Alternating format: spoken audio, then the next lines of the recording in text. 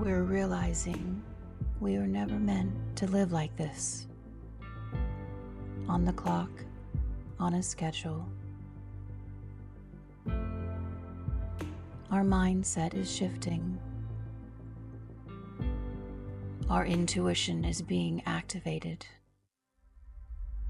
And just breathe.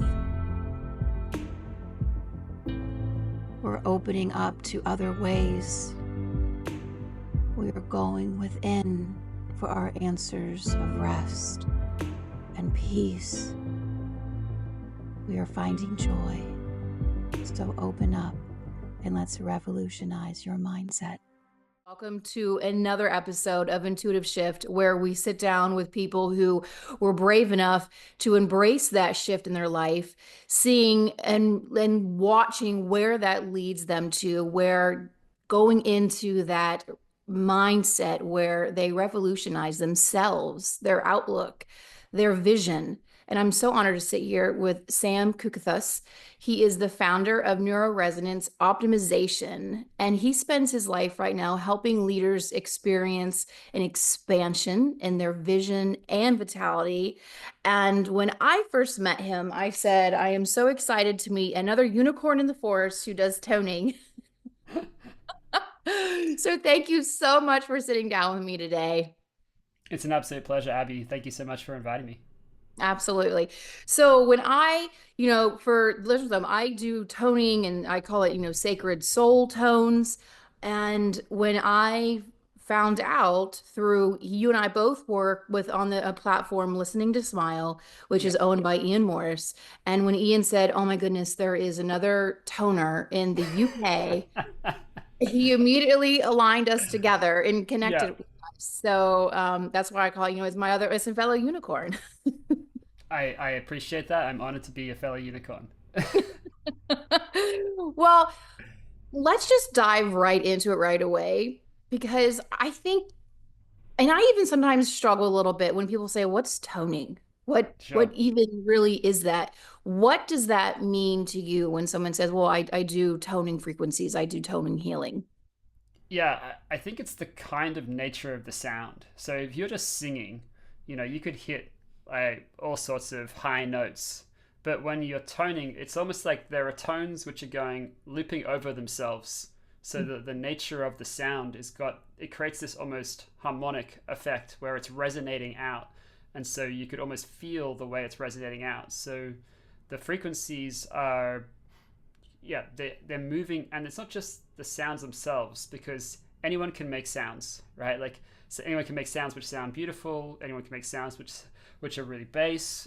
What matters is the healing quality of the sound itself, the transmission which is being brought forth by that sound. Like, it always blows my mind. Like, yesterday I'm chatting to someone and they said, I listened to this 20-second clip of your toning in the pyramids of Egypt, and it just started doing all these things. And I'm like, what? Like, it's hard for me to kind of fathom because it doesn't have that impact on me. But there's something about the transmission of the sounds which is connecting with something much deeper than the cognitive mind, and people are getting access to something and information which they never knew. And that's what I think is important about it.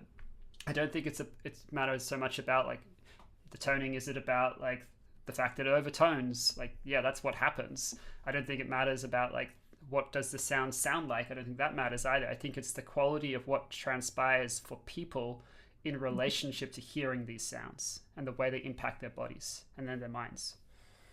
Have you ever had, because I've had a number of clients or participants in my venues that have said that when they are hearing the toning, that they can hear upwards of 3 to 4 to 5 other tones coming out at the same time. So I perceive it as Mm, one tone coming out. Now, granted, I am hearing in my mind, there are other to be woo, there are other beings there with me who are mm, transmitting it with me. mm. So that is coming through in the toning. But just like how you're talking about like the overtones, there are multiple different layers going on Yeah. that we might perceive it as the toner, as we're trying to emphasize one aspect, but it's hitting it on a lot of different layers. So I do it slightly differently. So because what I'm interested in, so a lot of what I think about with toning and is about the amplification of intention. Sound Mhm. is an amplifier of intention. So the most important thing around the tone is, well, what are you intending? And for me, it's about what are you intending to create. Mhm. And to start to go into the space of creation, we need to look at, well, what's blocked. And so with the tone is an access point to reach into these inner blocks, which you're not even necessarily aware of, and being able to clear out anything which isn't harmonizing, right? Yeah. And the idea of it is to match onto the frequency which is needed to honor that block, that energetic block. So for Mhm. me, sometimes what I'll be doing is I'll be bringing in tones which both represent a generational pattern, so Mhm. beyond someone's own lifetime, and I'll be also bringing in an aspect which will deal with the here and now. So Mhm. yesterday, for instance, I was working with someone who has been smoking for 35 years, and I got a sense that we could help her overcome that. And so we went through this exploratory journey, and towards the end, what she noticed was one of her hands was like extremely tense, like crunched up, and the other hand was kind of more soft, but there was still some tension there. She was clear like the one which was really scrunched up was a generational one, and she was clear that the other one was hers. And so I said, all right, I'm going to bring through a tone which is going to match onto all of it. So it's going to clear it at a generational level, but it's also going to seek to honor the journey of you, right? Mhm. And so that's what we did. So for me, it's really what's the intention, and then what is the sounds gonna just gonna loop over itself and go on. Like sometimes it'd be 15 seconds, sometimes it might be 3 minutes. It's always allowing what instinctively wants to come through to be the guide for me. So that's how I approach it. Yeah. I love that. And I love that you brought up the generational and moving that, because so with my mediumship abilities, I will have an ancestor step Mm, forward. mm, And this, when we're talking, this might go back 300 years within their yep. bloodline, and it's this cycle has continued. And they will step forward and they will say, hit this note, sing this. Mm, And I know through that it is sometimes it's coming forward as a reminder, a DNA reminder of who they are, where they came from, and their strength. A lot of times it's coming through as a strength, right? mm, And it's remembrance of we're behind you, like we're your ancestor. And then other times it's that cycle breaking. And what I noticed most is the ancestor isn't stepping forward as, well, this is a reminder. It's utilize my strength because I see this cycle and it's time to break it. So they're stepping forward to help break that yep. so it doesn't continue in their lineage. Which, Yeah, it's super interesting. Like yeah. one thing I find with the ancestors, it's not always like that. So like one, I don't do like so the mediumship aspect. So for Mhm. me, it's just like a sensing in, and the biofeedback with them. Like if they say to me like, oh, it feels like it's beyond, or sometimes they're just like, oh, I sense that this is beyond, even if they think it's theirs, right? Mhm. Um, but then the journey that I'm taking them on is one where I'm inviting them to connect with the ancestor if it's ancestral, not Yeah. me connecting with the ancestor. Yeah. My role is just to bring through what tones which I'm guided to bring through, and Mhm. then I'm bringing them into their own wisdom by those tones, and then their wisdom comes through in the Yeah. process. I Let's go to the root of it. Yeah. So I just want to talk about the power of the voice. Mm. And this is I mean the work that you and I do, everyone can be doing this. Everyone can do this because it is I feel, we're gonna go like and work within the throat chakra, right? For so long, a lot of people have completely blocked throat chakras. Yeah. And I think it has been, I don't know if it's purposely done. I don't know. We're to leave that for everyone to decide on their own. But I feel that this was a tool that has been removed from our awareness as something that we can use to self-heal, Yeah. and to be able to obviously work with others. So, in your intuitiveness of Yeah. since you do this work, I'm trying to figure out exactly how I want to word this question. What what do you think guides the voice? The mind or the soul? It's not the mind. No, it's definitely not the mind. Like it's well, there may be a couple of times where it's like the mind's still in operation, but Yeah. really, I think it's a much deeper connection. So if deeper connection means soul, then I think soul is a relevant term. Yeah. It's funny, even though my business is called Soul Purpose Leaders, I'm not someone who speaks a lot about like the soul as like a, Mhm. you're not going to see like a lot of content so far, at least to now, around the Yeah. soul, because it's, for me, it's just like this deep listening from within. Hmm. And that's what I'm really guiding people into, is that wisdom. And then for me, uh, I just trust, like I just trust intuitively, and I've done this, for a lot now, and so I've seen the results, so I can match on to what I think is going to make a difference. And sometimes the sounds which come out are going to be completely different to anything I've ever heard before. And I'm like, oh, that was new. And they'll even kind of be like, oh, I could sense that was new for you as well, right? Because it's playful. Like, even though you can be dealing with like incredibly heavy topics, there's a playful nature to this, because I think the more you bring that to something which can be seen as intrinsically heavy, the more actually it creates more safety, rather than the opposite. Yeah. I always go to the when I'm speaking to people about using our own voice for healing and shifting is, well, the very first thing that we use to communicate when we come into this body is our sound. Yeah. And when you go back to a parent gets very uniquely wired to understanding the exact pitch and tone of every single little coo and cry of a baby. Mm. And we know, I have 3 children. We know instantly that's our communication, what's going on, what they need. Mm. And sometimes and I do really, it's they're giving an image of a very very tiny little like violin string, and it just hits just right, Yep. and we speak that language. And so I think that the bringing back the voice is so important for all of us, because it is uniquely hardwired within us, is that's our number one way of communicating our what our needs are and what our wants are. Absolutely. Like, I think the reason I do what I do now is because there's something got cleared in a throat chakra in a session with someone, and then from there I started to have this ability start to come through like rapidly, and then I worked with someone to like expand it and go 100 times beyond what it started as. But now, like when I work with people, I'm often supporting them around their own voice, whether it's around visibility, whether it's around like public speaking, whatever it is which is they're not seen or heard, that's going to often going to be some part of the throat. And more they start to tone, and we're like allowing, if like we'll ask them like, oh, is there a sound that wants to come through you? And if there is, then allowing them to embody that and to come through. And some of them who are like already really embodied, the tones which will come through them, they're going to be deep and they're going to be resonant. Others, it's going to be a little squeakier, and it's not going to, it's going to, it's because they're still building that muscle.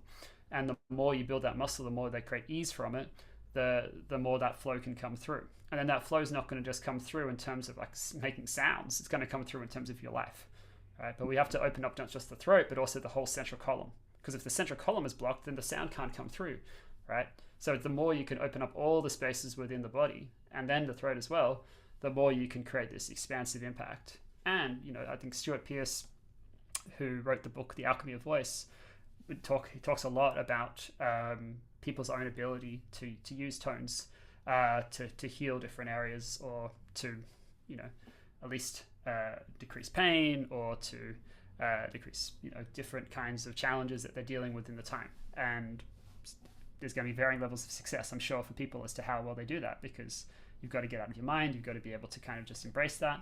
But yeah, if you're taught, there's probably an ability for a lot of people to be able to tone.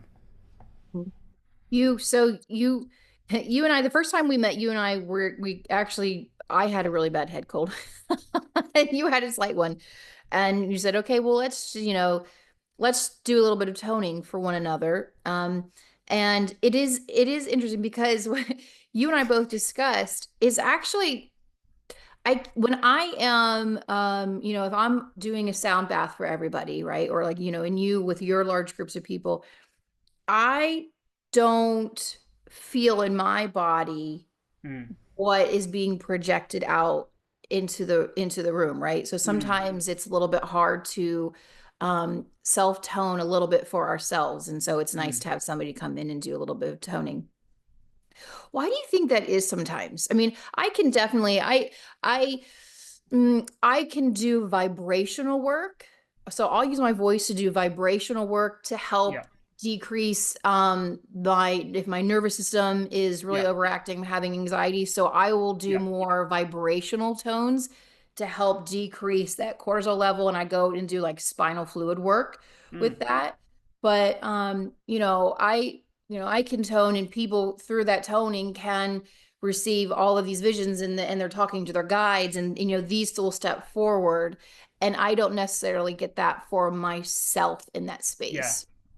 I totally understand. I have a very similar experience. I think there's a couple of things. So one thing I'm learning more about is really developing my level of receptivity. So how much is, like, someone described it as like, this gift is for you first, and then it goes out. So rather than I make sound and sound goes out, sound comes through and then it goes out. So what I've found is the more I'm allowing it to kind of anchor into the body, into the vessel, the more it can then actually be impacted by me. So now what I'm finding is I could listen more to the tones. I don't go into the spaces that my clients do in the same way that you're sharing, but I'm more connected with the energy. Like there are certain things. So my guess is that certain things will start to wake up more and more. Whether it will ever get to the point where it's the level, I don't know. I think maybe one of the aspects of it, there's a familiarity to the sound because it's your own sound, your own voice. So perhaps there's a more difficulty of bypassing the thinking, the cognitive mind. But the honest answer is I don't know what is actually the real reason why others go into these places which they've obviously often never accessed before. And you're like, oh, I'm listening to this. And what I'll find is the emotional receptivity now. So like I might be, tears are just coming up for whatever reason while I'm listening to something, or the feeling, the tingling of something, but I'm not necessarily going to this next level. Yeah. Yeah. So we're going to, we opened it up with the purpose of the podcast is to show people how they went from one space and shifted into another. Have you always done toning or No. how? So give us, let us know this journey. Sure. So my background was I was a philosopher for a very long time. I probably spent 20 years, I'd say, studying philosophy, graduate level, doing a PhD. When I didn't get my doctorate, 2017, that was when everything in life that I thought I knew about myself got reassessed, because my identity was so tied up with being an academic. And if I wasn't that, then who was I? So I started like the personal development journey, and I started, really looking at the human condition from an entirely different perspective. Like I'd spent a long time looking at the human condition, but I had a very pessimistic outlook at that point, as philosophers tended to do. I was very much, glass half full. Glass half empty, I guess it was. And then suddenly, like, that lens was shifted, and it never shifted back. And then I just kept going deeper and deeper into the rabbit hole of like, oh, like, what does it look like to actually discover who I am? And then I kind of connected with, oh, it doesn't actually matter the answer to that question. I don't have to discover an answer, because there isn't an answer. There's just this continual unfolding which I can play with. And so the opportunity to reinvent myself is endless. And I'm not stuck with anything. So, that's really been the last 7 years. So I went from, more traditional things like transformational leadership to coaching to consulting to energy healing to then developing this modality, which emerged as a kind of a collective of the last 20 years is how I see it. Yeah. Wow. It's incredible. Yeah. You don't know this about me. Everything started for me in 2017. Oh, really? As well. Yeah. Brilliant. That was the year I was working. So I worked in television and I worked in news, and, I did take a lot of philosophy courses, which I absolutely loved, in college, but my goal was to go be a lawyer, and I wanted to be a political commentator on the news. That was what I wanted to do. And I ended up working in television. And in 2017, I was nearing the end of working on a show for the Travel Channel. And I still just wasn't wasn't happy, right? I had what Mm. a lot of people would perceive as, oh, this is the dream job, right? You get to have your own show, um and the more I did it, the more I felt like I was being pulled away of what was my true passion, which was on trying to understand what the spirituality per se, right? Because it had always Mm. been a part of my life, but it was just something I did as a hobby, it was just a personal interest.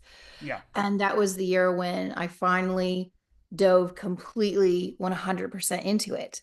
Wow. And just like I started learning here and here and here, and everything, it just rolled into and sound. And that's where I'm at now. Mm. So I think that's so interesting that it was the Ah, same it's exact. incredible. Yeah.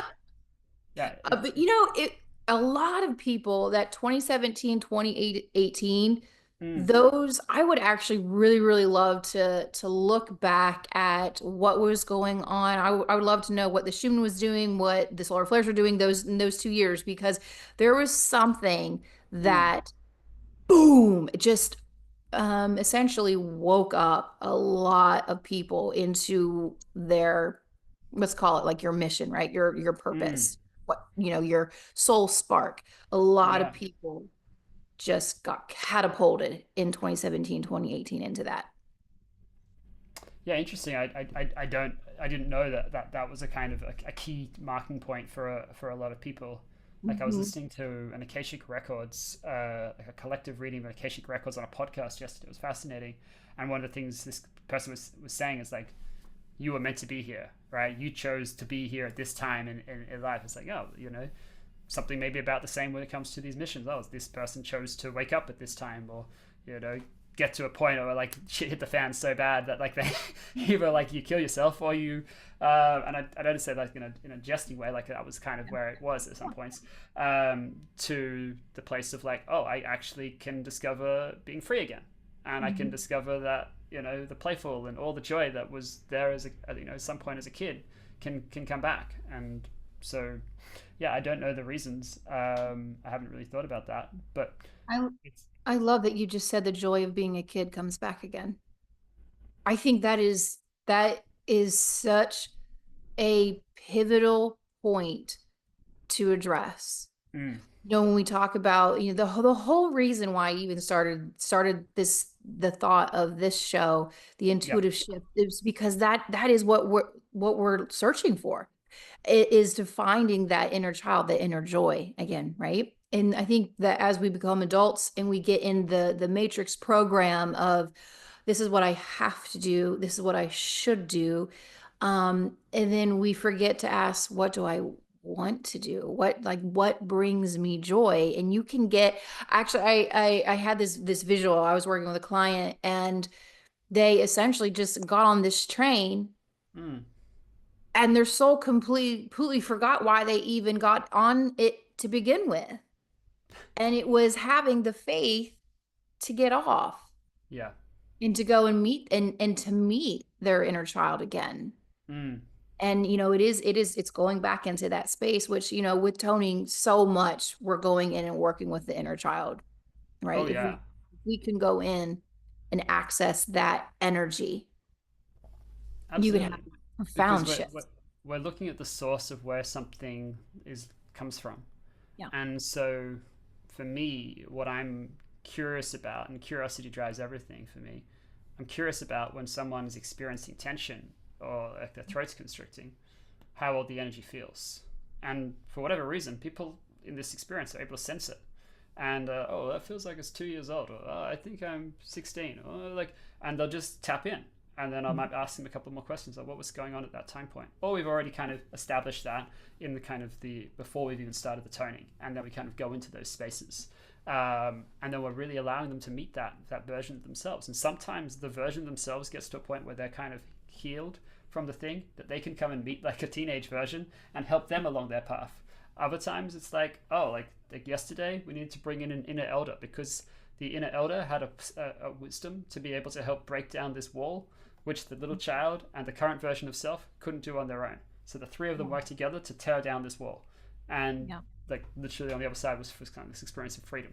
So for me, the key of it is to bring a playful approach to it. So whether or not it's bringing in an inner child, or inner elder, or your current self, you're bringing a sense of wonder, play, and allowing like these faculties to go beyond what we would normally do, and to see the ability to solve these problems just without having to figure it out. Like it just becomes such an intuitive, guided approach to doing so. Yeah. So I brought up earlier about how you and I exchanged some toning. Yeah. How you do toning, I had never thought of doing toning in this way. And that is, and I love it. You produce a tone and then you ask, where did you feel that? What did you see? And then based on the response, then you tone again. Yeah.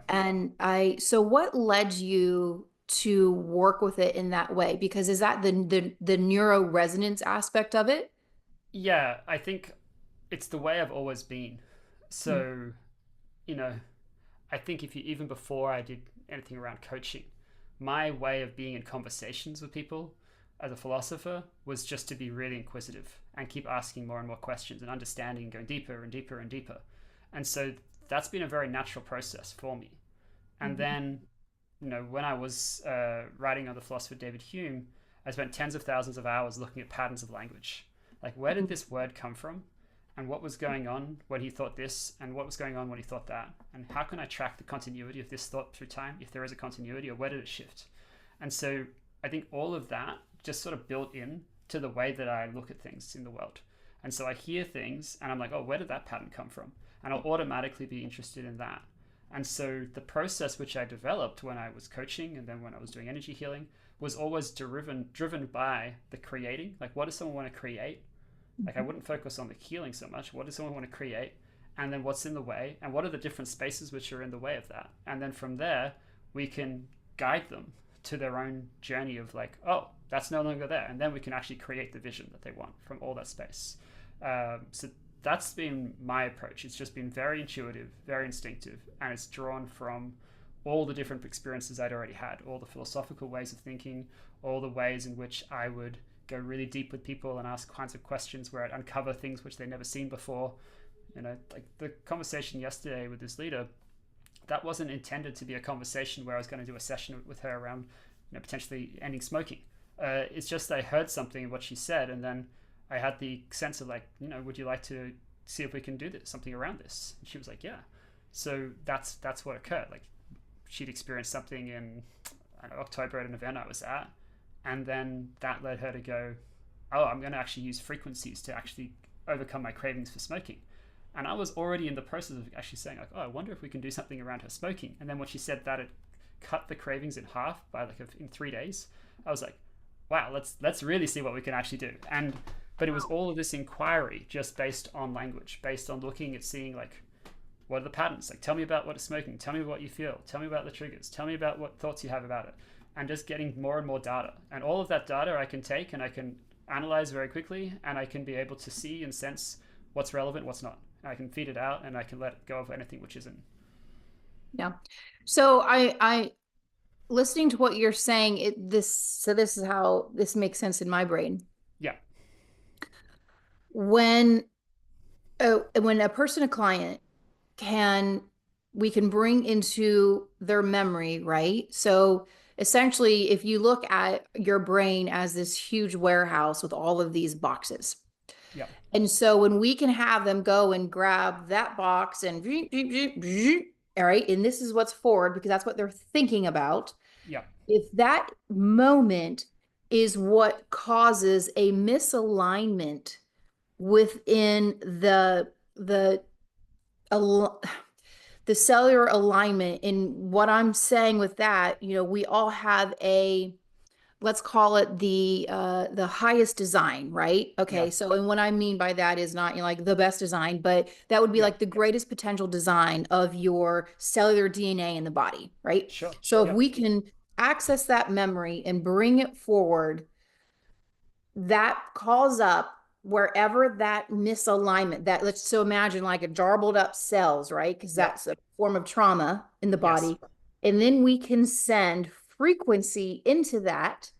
That's so right. Frequency is just waves. So if people are thinking about, well, if you have, something dislodged on water and you send even just breath, air, or anything that's, and creating that wave makes that log push over to the side, right? Yes. So that's essentially what we're doing with toning. If we can send that tone and there's this clump, and then with vibration, it begins to loosen up and then realign, then that's where the self-healing comes in. That's right. Yeah, I think you're spot on. I think that's exactly what's essentially going on. Like, people will describe it as like waking up the circuits like within the cells, right? And something gets activated. It's like those circuits get turned on because they've been switched off, right? And I think that's where it gets so interesting with like what the future of medicine can be, because it's like, oh, like, what's actually going on with this disease? Well, what if it's just a possibility that some of these circuits, which are really key and vital, have been switched off, and if we could find a way to reactivate them, then there might be Mhm. actually a potential of not having that dis-ease be so present, either mitigating it or potentially eradicating it entirely. And I'm not, Yeah. claiming anything here. I'm just saying that there's a potentiality of that based on what I've already experienced. Like, the first time I worked with someone around their gut, I didn't have an experience around the gut. I just had an intuition that there was something we could do by looking at all of this kind of data around where this all started from, and just by Mhm. clearing all the different patterns. And then things started to improve with the gut. So Yeah. that's where I think intuition, which is what this podcast is about, is so powerful. So, all right, I want your opinion on this. Yeah, please. So a lot of, so people were like, okay, well, they already do that with the Rife machine, right? Sure. So Yeah, that's yeah, yeah. producing, if you go and have the right hertz of electrical current going through the body, Yeah. well, and that is, I mean, it's been proven it can heal. Yeah. So a logical argument might be, well, why would we need toning? You can just hook up to a Rife machine.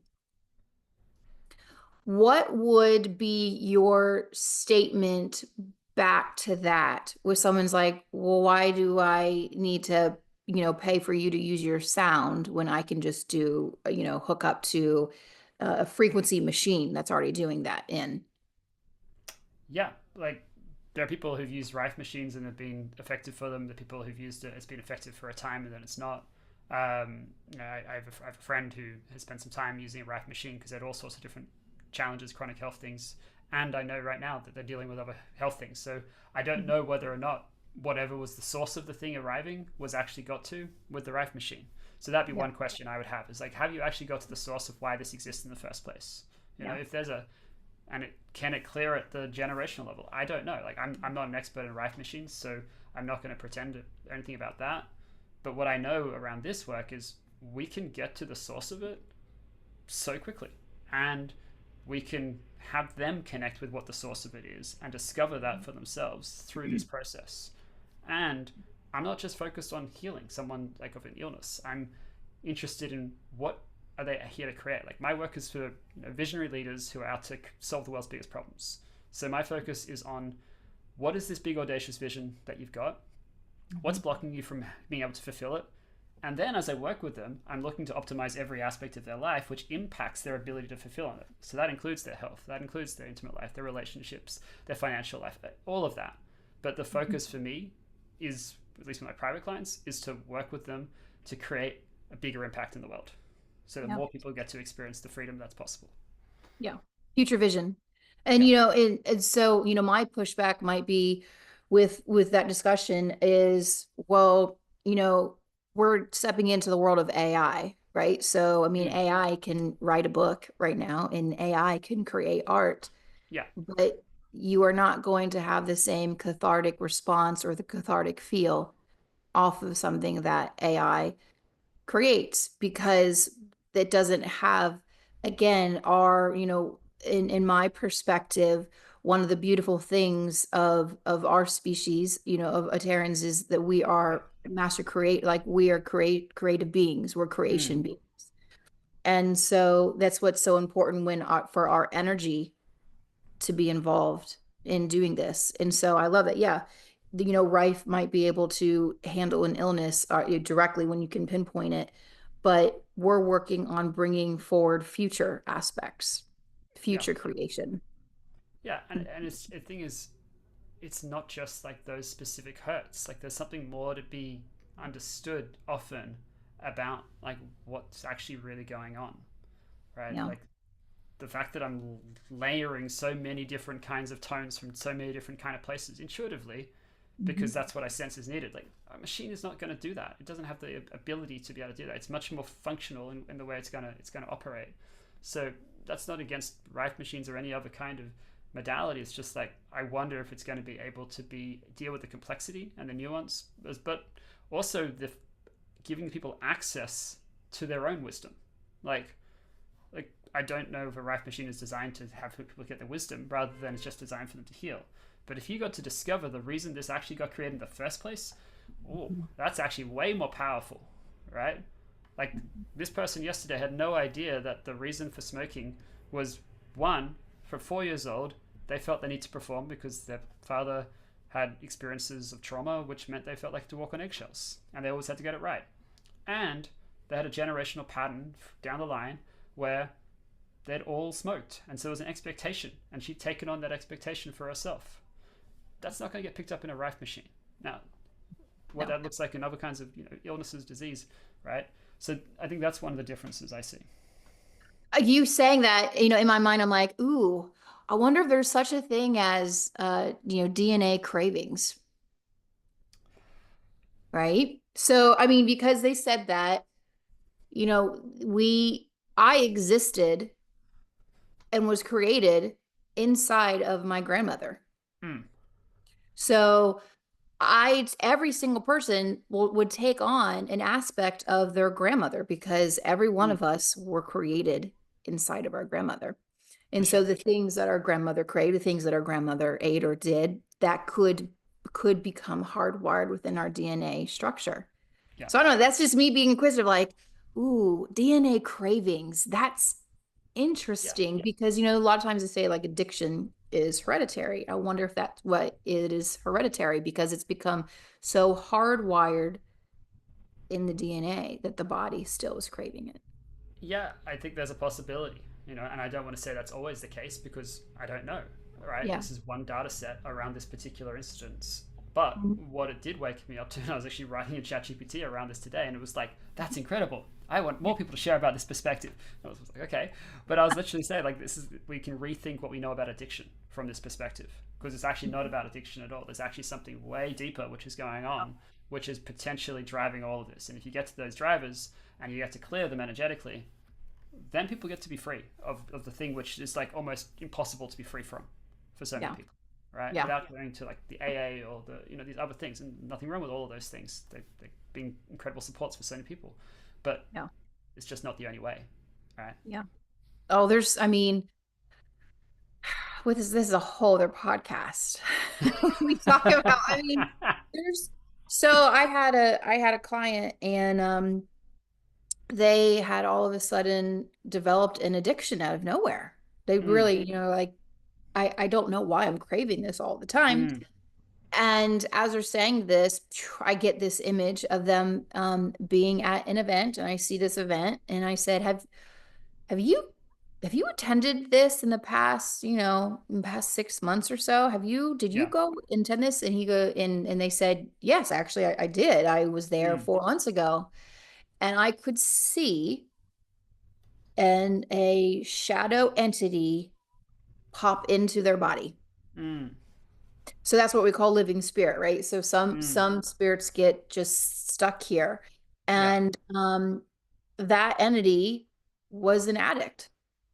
And so they can come in, and just like, a parasite coming into a host, they can come into the body, and then you bring in all of their aspects again. So they're in that entity's mind, they're like, I can finally feed my addiction again, because they've lost their physical avatar. So they're just take over another one.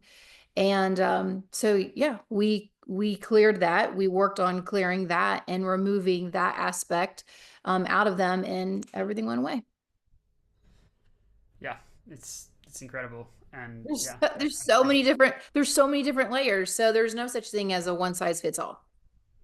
Totally. AA would have done nothing for this person. Yeah, like what I really appreciate about what I get to do is that I'm seeking to amplify each person's individual brilliance. So I invite them to bring in whatever brilliance they've already got, and let's amplify it and expand it to this exponential level. And so sometimes, if you say you work with an energy healer, they might have some technique that they want to bring forth in the way that they be. Sometimes they, got some other way of, of accessing their vision. Sometimes, I can think of ones where a person wanted to create $30 million in 6 months, and it turned out the reason they wanted to create it was because they never had the recognition as a child. So what they were able to do was experience rewriting that memory, so they actually experienced the people that weren't recognizing them in the background, in this, like, in a school uh, auditorium, while they're on stage receiving the awards, and they're clapping.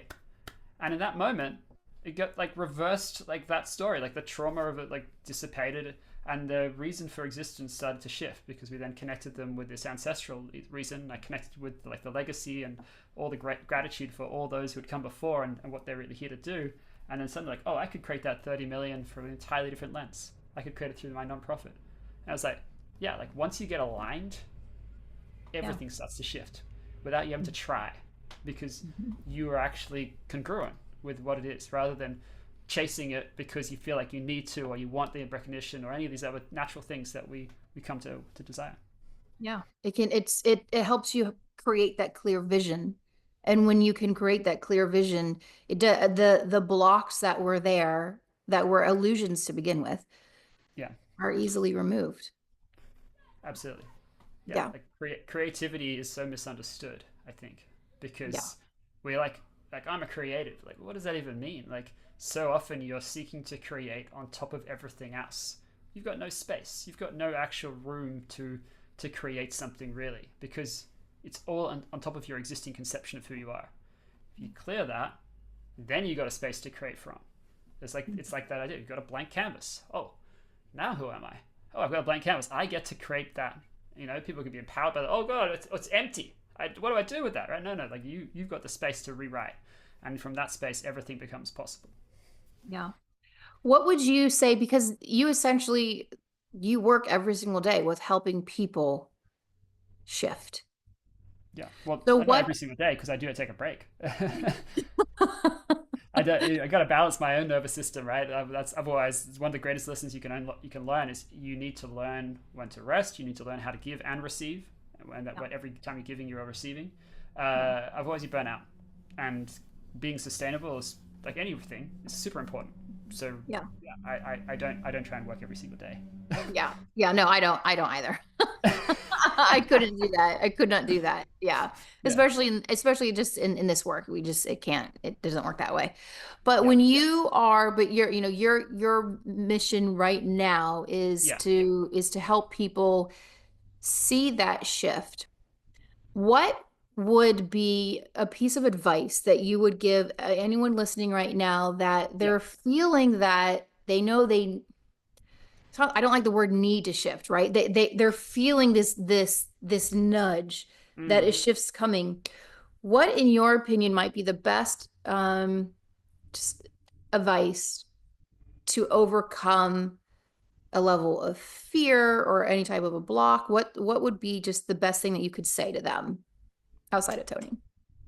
Yeah, it's interesting.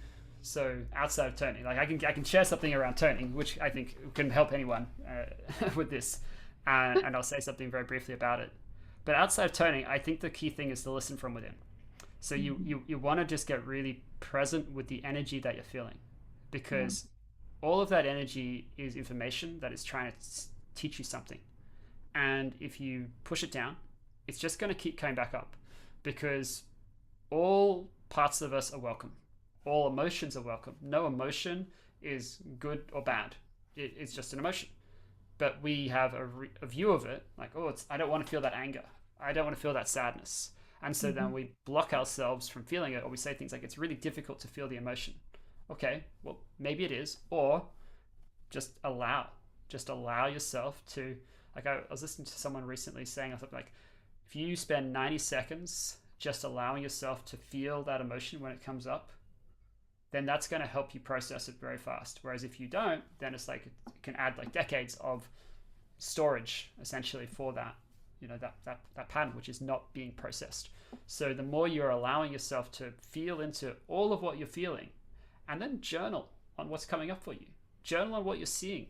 Journal on what the frustration is. Journal on what are you no longer willing to tolerate in your life. Like if there's something and you sense there's something to shift, it's like, okay, like if I didn't have to experience this, if none of this was here, what would life look like? Right? Yeah. Like, and from that place, write down what you see. And then write down what are the different things that I see are in my way right now.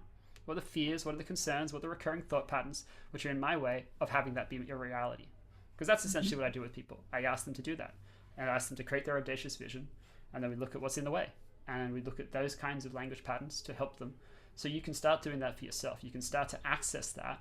And then for each of those different blocks, you can feel into energetically what you're feeling. That's going to give you a kind of a litmus test of how reactive you are, how triggered that is, how intense, how much tension there is, as to how much there is to work through. If it's very subtle, it might be, that it is very subtle. Sometimes it's very subtle, but there's actually something way deeper underneath that you're not seeing because your conscious mind isn't accessing it. And that's okay too. Yeah. But that's probably the process that I would take outside of toning. If you wanted to find something which wasn't just toning. So you mentioned listening to smile. And one of the things that Ian and I did recently is collaborated on listening to smile records. And there's a part of a single called Being One. And one of the tracks is called Listening From Within. And it's about 8 or 9 minutes. And basically you set an intention of what it is you want to create. And in the intention, you look at what's blocking you. And then across that time, you'll feel into, as the tones come through, what energetically wants to move, what wants to shift. And so that's one thing that I could recommend for you if you wanted to actually just get a taste of what this is like, to see, how can I actually start to access this for myself, right? As a daily ritual. Because some people are like, oh my God, this is the quickest access to source I've ever experienced. This is now my daily ritual. I just listen to this 3 times in a row. So that's one thing outside of just this more of advice approach. Yeah, that's great. Well, and so for everyone at home, I'm going to play right now. You graciously sent over some of your toning. So I'm going to play that right now so everyone can just hear what your toning sounds like.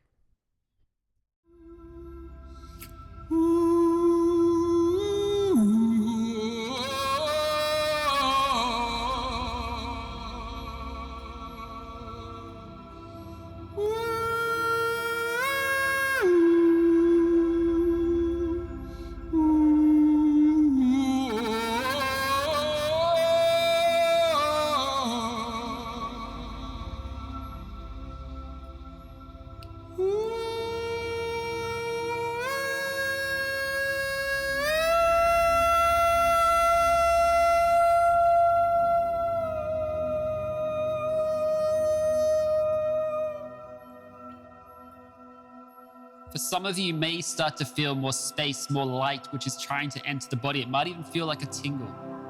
And if it does, what I invite you to do is to put your attention into that area of the body, to really allow your mind to filter into that space, to really allow the energy of love to connect with you. So think of something which creates a feeling of love and allow it to amplify and expand and radiate through these areas of the body.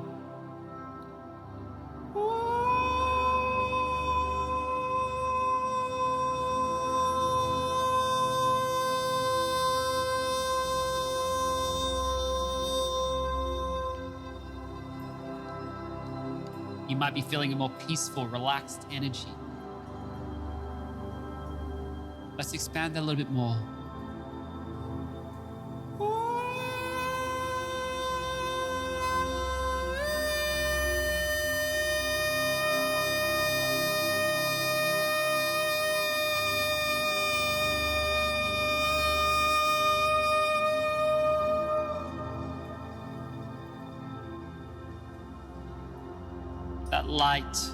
That light that wants to come through is beautiful.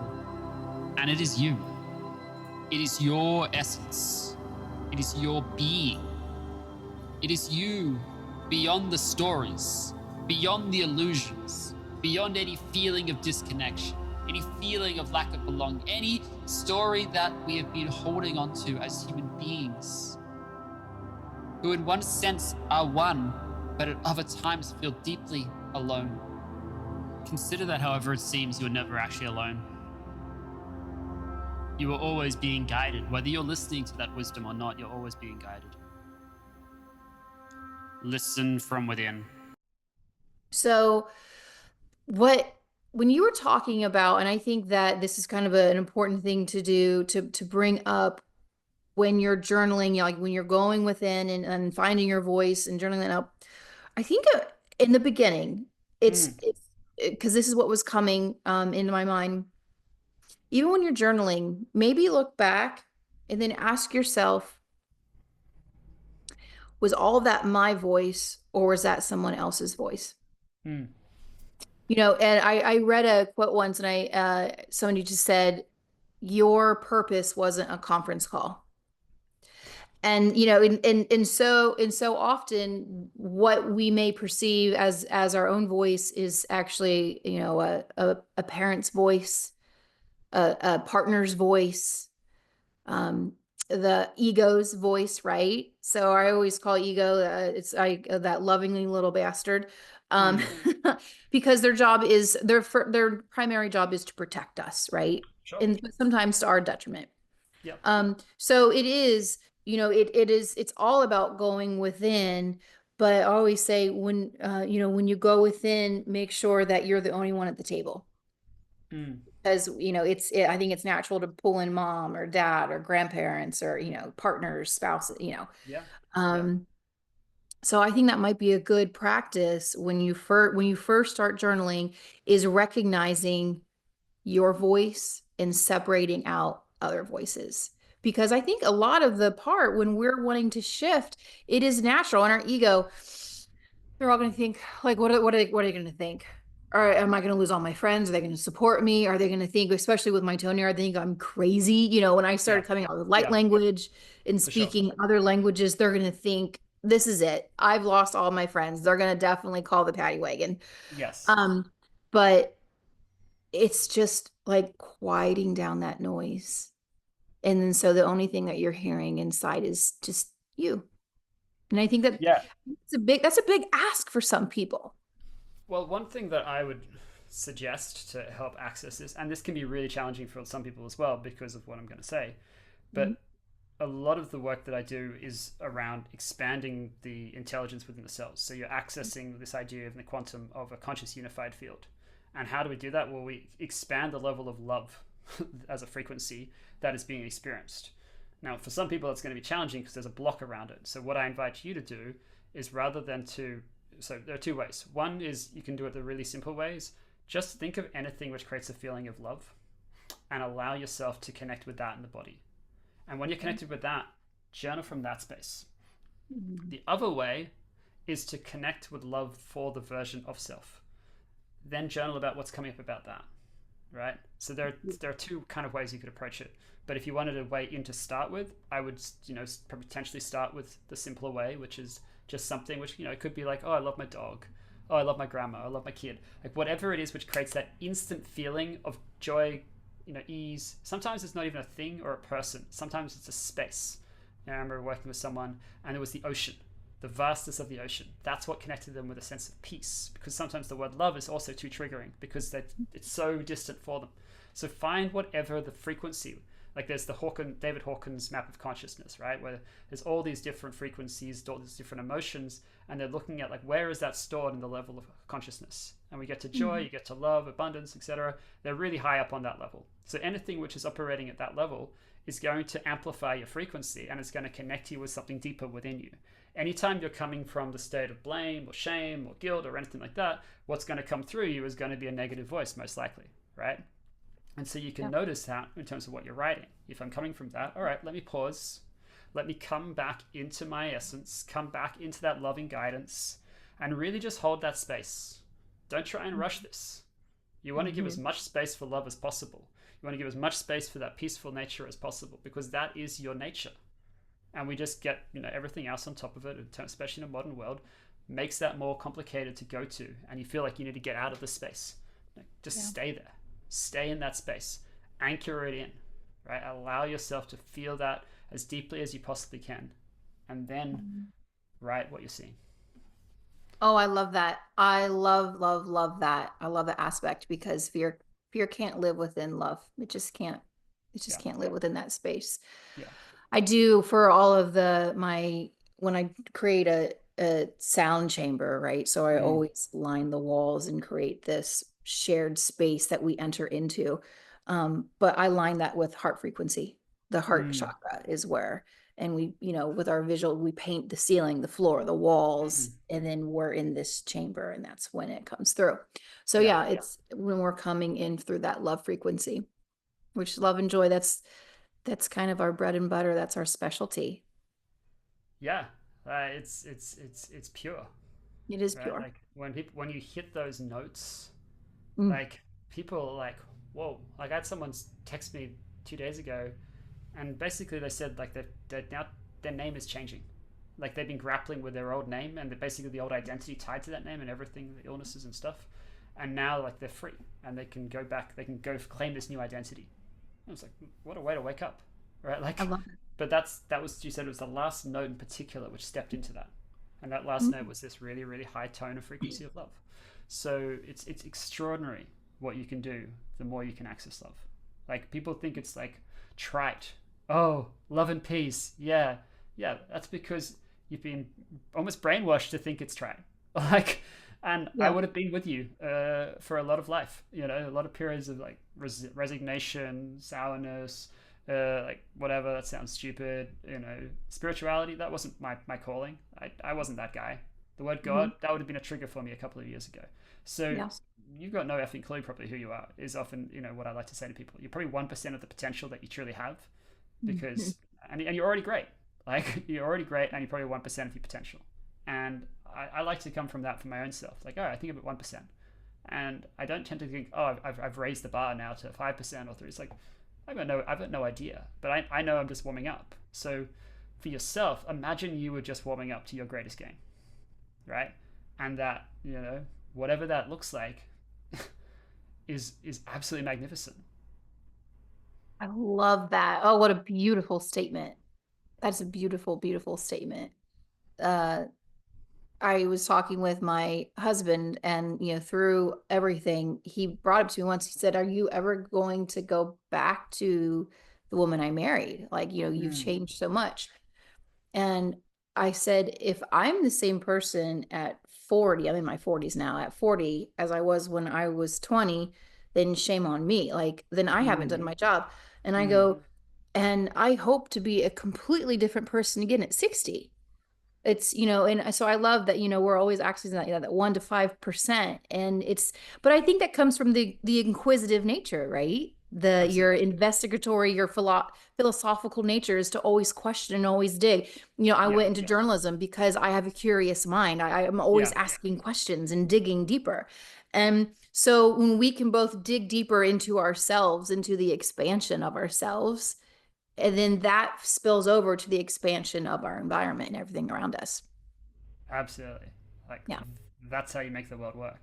Yeah. Like that's how you shift the vibration of the planet, where when everyone's willing to kind of take on that game. Now, whether we get to a point where everyone's willing to take on that game, who knows? But I see that possibility. Like if I look at like what I see as possible within the next 10 years, it's like, oh, like 1 billion people have accessed these frequencies on the platform that I'm creating, because it's like any challenge of the human condition can essentially seemingly be met once these frequencies are connected in a way which allows the disharmony to release and it transmutes to the highest intelligence.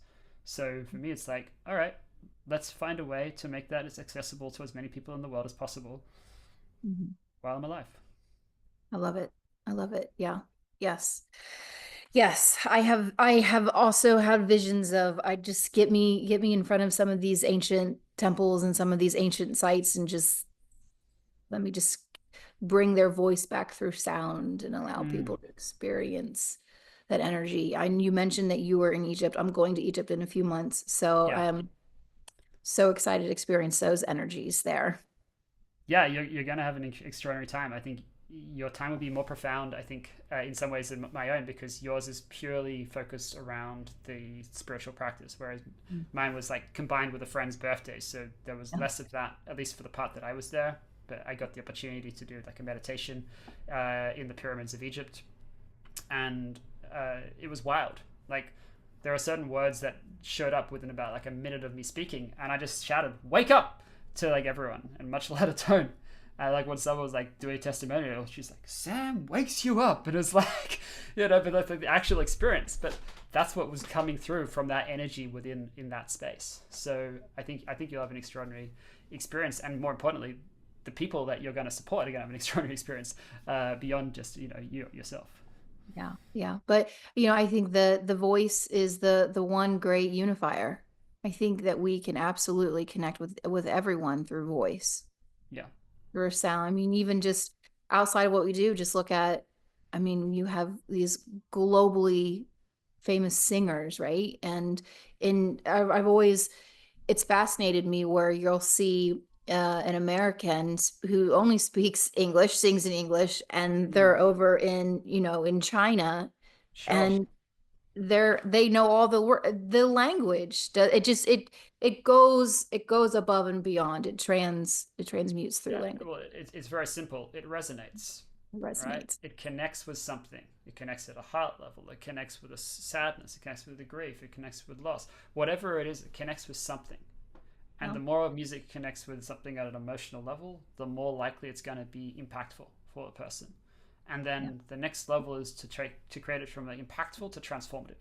And that's where the work that we get to do comes in, because it has that additional dimension of depth, which traditional music is unlikely to have. Like certain songs can be extremely meaningful for people, and it's extremely impactful. But in terms of shifting who they knew themselves to be or whatever and stuff, and connecting them with their essence and all these other things, and discovering their wildest visions, it's unlikely to have that aspect of it. So it's this additional depth which I see part of where music can go, and part of what I'm seeking to be able to help provide is that. I love that. Well, thank you so much for giving us, almost an hour of your time. I really appreciate it. What is the best way for everyone to be able to find you, to follow you, to be able to work with you? How can they do that? Yeah, absolutely. So the first way I would say is go to soulpurposeleaders.com. Soul is spelled SOUL, and then it's purposeleaders.com.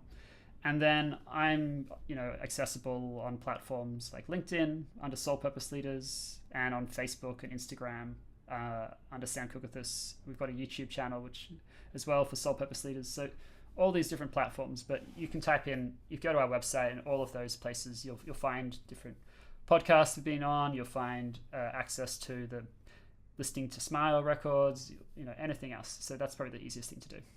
Thank you. And you guys, I will put all the links in the description box, so you can just click on those and find him. Sam, thank you so much. And thank you for sharing your toning with us today.